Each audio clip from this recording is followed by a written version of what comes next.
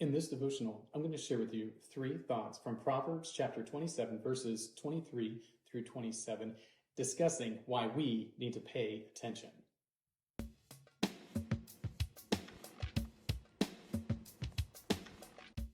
Proverbs 27, verses 23 through 27 says, "Know well the condition of your flocks, and give attention to your herds, for riches do not last forever. And does a crown endure to all generations? When the grass is gone and the new growth appears, and the vegetation of the mountains is gathered, the lambs will provide your clothing, and the goats the price of a field. There will be enough goat's milk for your food, for the food of your household, and maintenance of your girls." Solomon comes again with more good advice, letting us know that it is vitally important for us to pay attention to the things that are significant, that you need to watch and care for the things that you have in order to keep them, in order to maintain them, so that way, when the time comes that you need to utilize them, you will be well taken care of. This is another way of saying the proverb of the ant and the grasshopper, but it's doing so with the things that people own. Here are 3 thoughts from Proverbs 27, verses 23 through 27 on why we need to pay attention. Thought number 1, things of importance. You need to pay attention to the things that are important. And in this proverb, it is the man's life and the life of his family that are important. But the way that that gets fleshed out is through the care and maintenance of his flocks.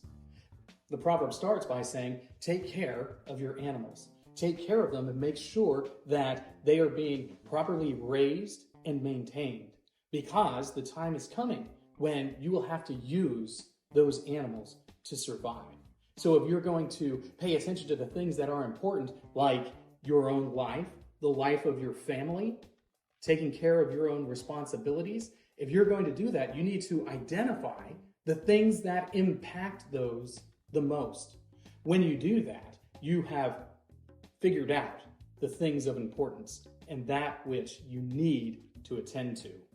Thought number 2, growth and decay. Solomon recognizes that the world sort of goes in cycles, that there are periods of growth and decay. And if you recognize that there are these periods of growth and decay, then you'll know that there are seasons when you need to protect the flock, keep them safe, and there are seasons when you need to eat the flock and enjoy the meat that they provide. Solomon sees that there are periods of growth in life and decay in life. There are times when you will have more available to you. That's the time to save and to be disciplined with the things that you have.